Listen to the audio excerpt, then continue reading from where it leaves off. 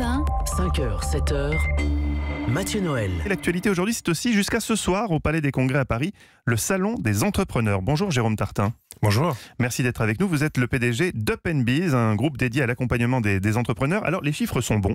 Plus de 700 000 entreprises ont été créées l'année dernière en France. Sur ce nombre, plus d'un quart sont des micro-entreprises. Le nombre d'auto-entrepreneurs a bondi de 28% sur un an. Alors déjà, qu'est-ce qui s'est passé en France en 2018 pour expliquer ce succès ? Déjà, tout simplement le doublement du plafond du statut de micro-entrepreneur. C'est-à-dire le doublement du plafond du chiffre d'affaires ? Du chiffre d'affaires qui était limitatif, qui est passé de 35 à 70 et à 170 000 pour la partie négoce. Ouais. Donc ça ouvre des opportunités. Beaucoup tout à fait, l'augmentation.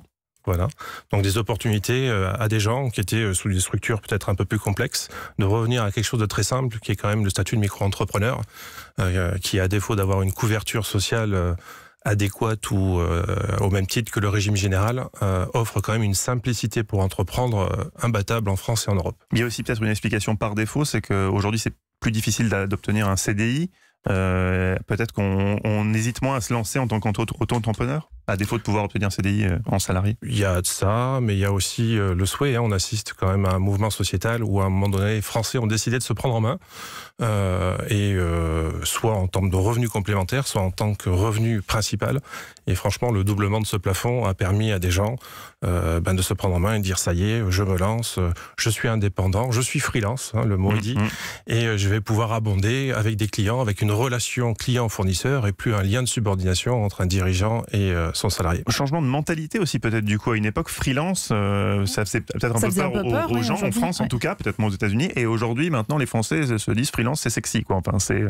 Oui, surtout sur les jeunes générations qui arrivent, puisque si on essaye d'avoir un petit peu des statistiques, on trouve que le statut de micro-entrepreneur, c'est plutôt quelqu'un de 36 ans, avec un revenu trimestriel de 4 000 €. Alors c'est complètement dilué dans la masse entre ceux qui font très peu de chiffre d'affaires et ceux au contraire qui en vivent, puisqu'on peut tout à fait vivre du statut de micro-entrepreneur. Donc c'est... D'ailleurs, si on regarde encore une fois les statistiques, je suis désolé, mais l'ACOS a sorti un certain nombre de statistiques, c'est intéressant de s'appuyer dessus. Tout à fait. On s'aperçoit que bien sûr à Paris, on a un grand nombre de constitutions de micro-entrepreneurs sur ces derniers trimestres, mais aussi en Normandie et en région PACA. Pourquoi ? Oui, pourquoi donc ? Parce que c'est pour les Uber, non, c'est ça, entre autres, les VTC ? Alors certes, toutes les plateformes ont participé à l'avènement du statut de micro-entrepreneur, mais aussi pour ceux qui ont décidé de se prendre en main, c'est un choix de vie, et à un moment donné, sortir de Paris, c'est aussi un choix de vie. Aujourd'hui, avec les moyens de transport qu'on a, le télétravail, le travail à distance et ainsi de suite, on a tout à fait la capacité de travailler en région. Une question qu'on peut se poser avant de se lancer, les auto-entrepreneurs sont-ils suffisamment protégés sur le plan social ? Non. Et oui, non. Et non, c'est ça. Il faut le savoir quand même avant de... Alors, il y a quand même beaucoup d'efforts qui sont faits sur 2019, notamment pour les femmes enceintes avec un accompagnement un petit peu plus prolongé. On essaye de chercher à offrir une assurance chômage pour ces entrepreneurs, mais qui a priori va être très complexe à mettre en place.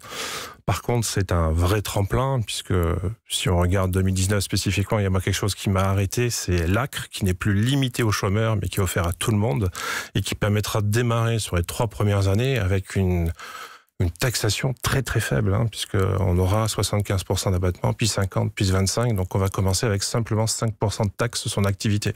C'est un vrai tremplin, une vraie velléité de l'État, à un moment donné, d'offrir la chance à tous ces gens-là. Est-ce que c'est la durée d'une vie d'une auto-entreprise aujourd'hui ? Alors, il y en a qui, dans le temps, gardent leur statut de micro-entrepreneur. C'est un statut qui existe depuis une dizaine d'années. Il y en a qui l'ont créé et qui n'ont pas changé. Inversement, ça reste quand même un tremplin pour aller à autre chose.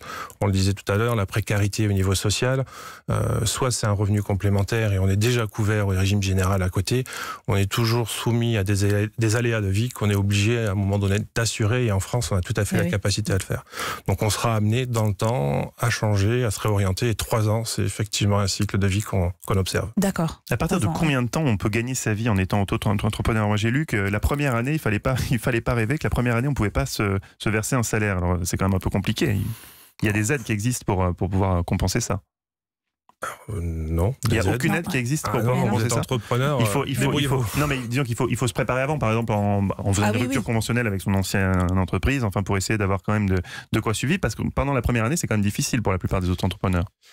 Pour ceux qui ont décidé de se lancer avec leur propre projet et qui ne s'appuient pas effectivement sur une plateforme ou qui ne sortent pas d'un emploi ultra qualifié ou à un moment donné, ils ont déjà un portefeuille de clients déjà établi, effectivement, c'est le parcours du combattant pour l'entrepreneur dit classique, que ce soit micro-entreprise ou autre. Donc il y a bien évidemment une réflexion en amont, mûrir son projet et essayer de trouver à un moment donné des astuces comme effectivement, enfin c'est pas des astuces, mais sortir du salariat avec un accompagnement par le Pôle emploi qui nous permet de se lancer dans des conditions plus favorables. Vous le conseilleriez, ce statut d'auto-entrepreneur ?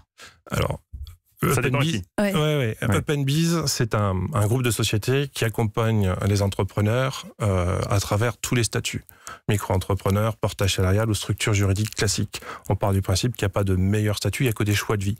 Donc oui, le statut de micro-entreprise est un vrai statut pour aller tester quelque chose, pour démarrer, c'est facile d'accès, etc. Est-ce que c'est durable ? Vous aviez posé la question tout à l'heure.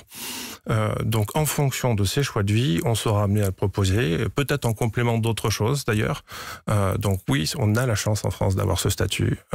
Et en plus, en 2019, beaucoup de choses arrivent pour faciliter ça. Donc, 2019 sera une belle année pour l'entrepreneuriat. Merci Jérôme Tartin, spécialiste de l'accompagnement des entreprises. On rappelle que le Salon des entrepreneurs se tient jusqu'à ce soir au Palais des Congrès à Paris.